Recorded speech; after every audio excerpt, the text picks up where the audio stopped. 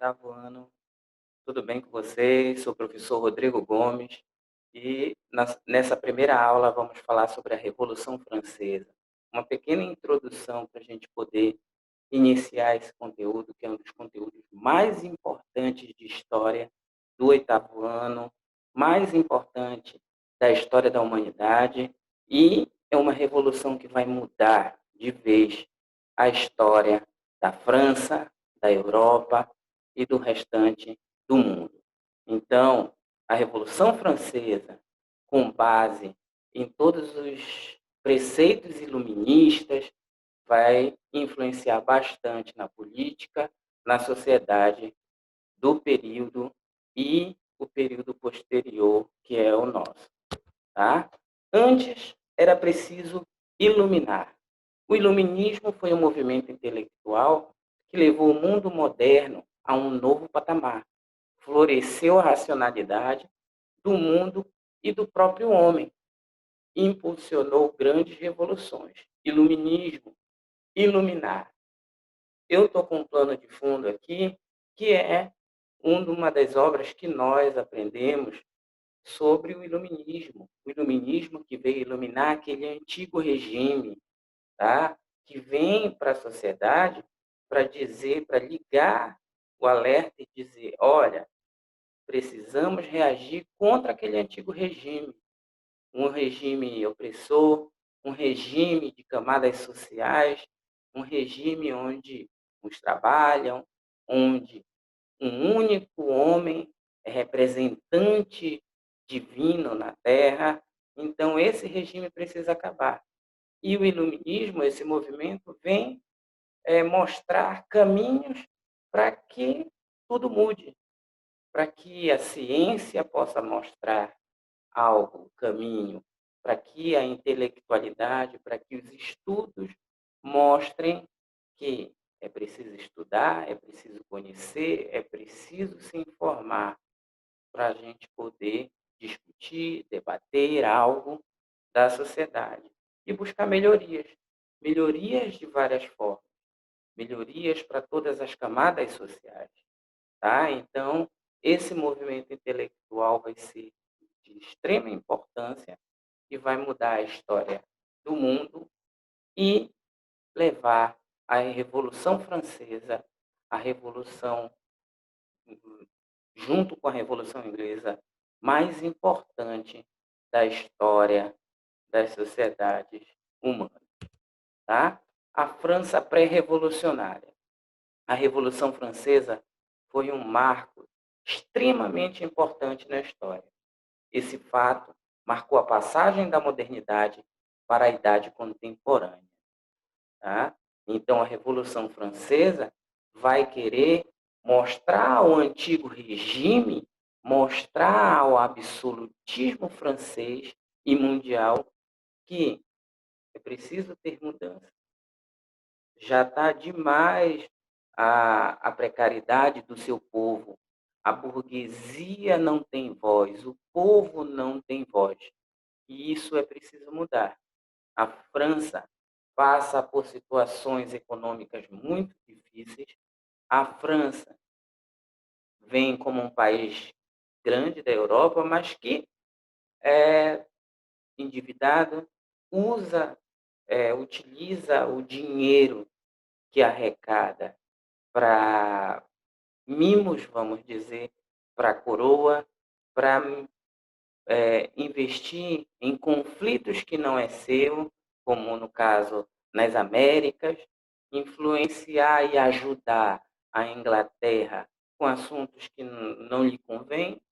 Então a França o Estado francês vai mostrar que não consegue administrar bem suas economias e o povo começa a padecer. Tá? E o que é uma revolução? Por que essa revolução é tão importante e influencia muito na sociedade?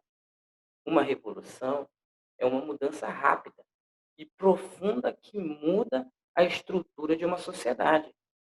É algo diferente que vai chegar e vai mudar o jeito daquela sociedade ver a política, vê a economia, vê o mercado, vê o próprio ser inserido naquela sociedade.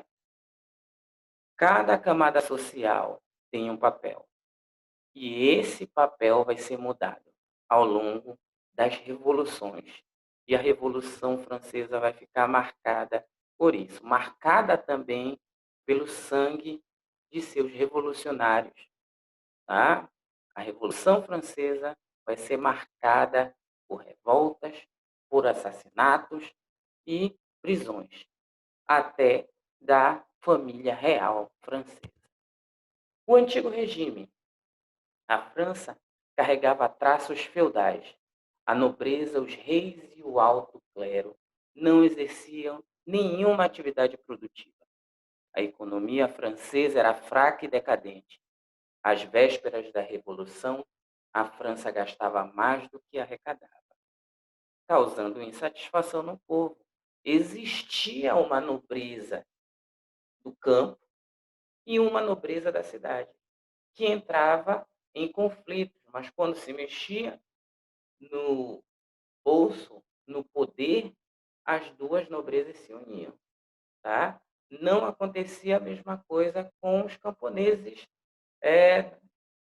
do interior. Os camponeses, os trabalhadores do interior, eram tratados diferentes daqueles comerciantes e camponeses que trabalhavam na cidade, tá? Então, quanto mais o antigo regime influenciava, quanto mais a nobreza não investia, a sociedade é que penava, tá?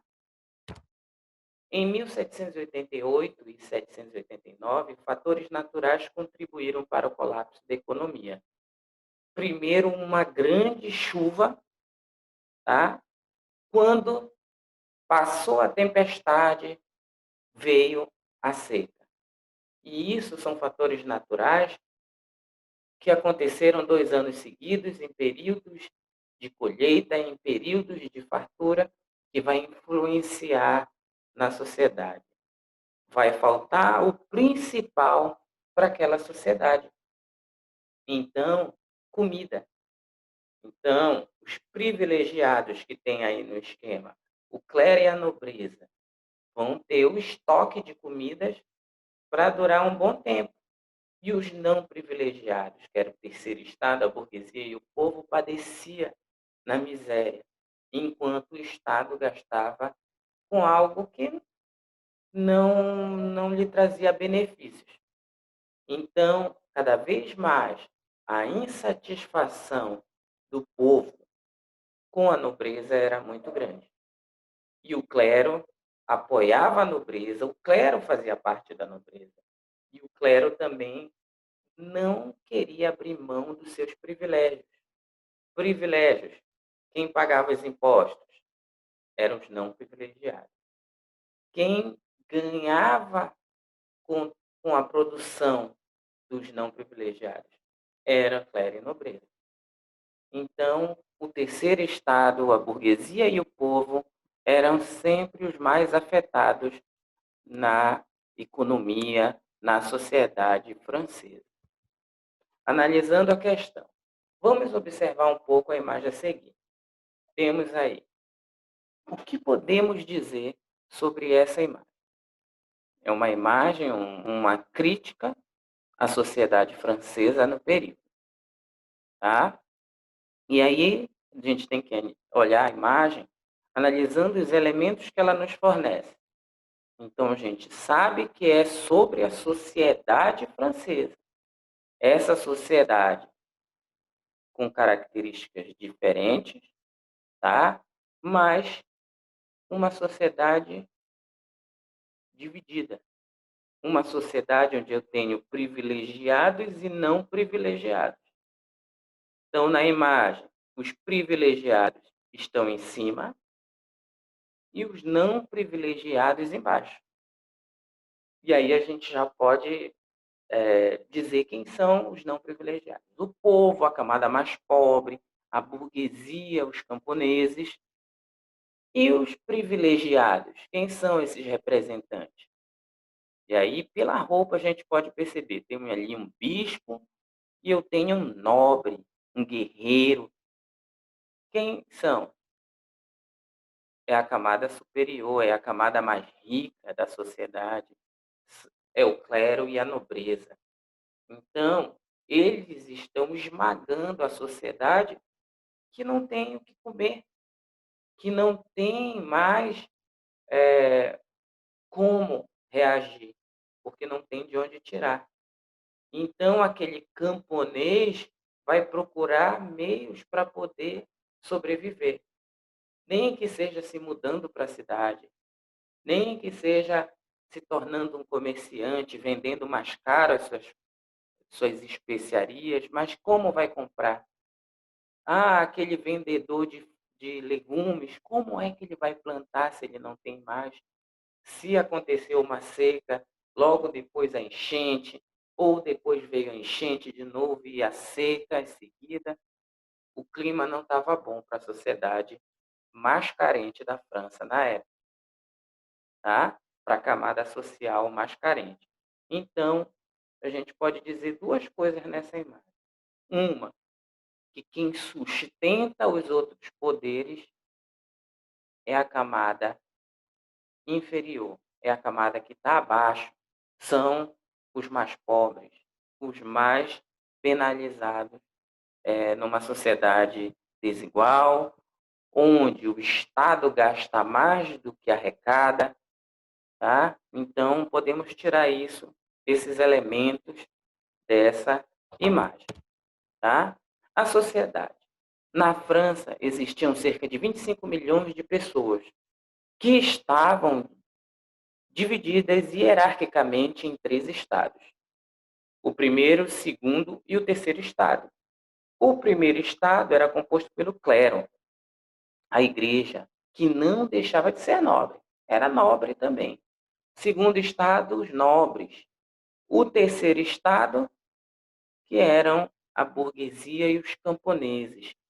E aí temos mais uma vez alguém sustentando duas pessoas, os representantes das camadas superiores.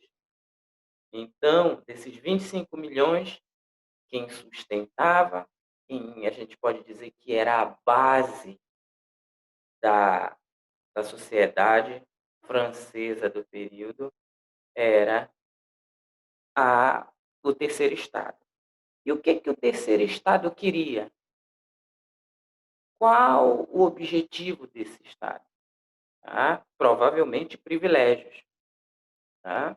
Então, temos aí a sociedade francesa, a camada mais pobre, que é o terceiro estado, carregando nas costas o primeiro e o segundo estado.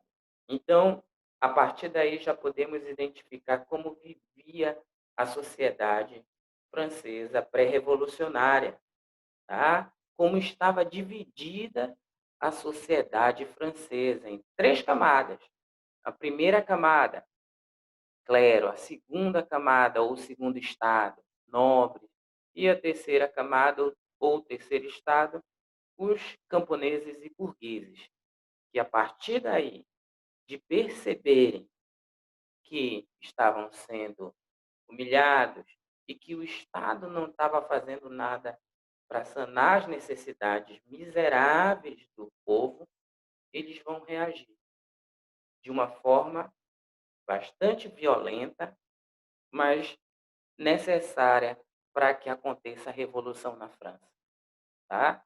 E vamos continuar sobre esse assunto por algumas aulas. Essa foi uma pequena introdução da França pré-revolucionária, da história da Revolução Francesa, que vai acontecer em 1789. A partir de 1789, começa o processo revolucionário da França, e sempre prestando atenção nos detalhes, nas camadas sociais, nos objetivos, sempre o combate ao antigo regime, que é a monarquia, que é o absolutismo, tá?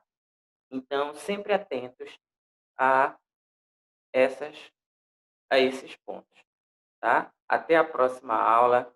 Obrigado. Estudem, tá? Um bom estudo a todos e até a próxima. Tchau.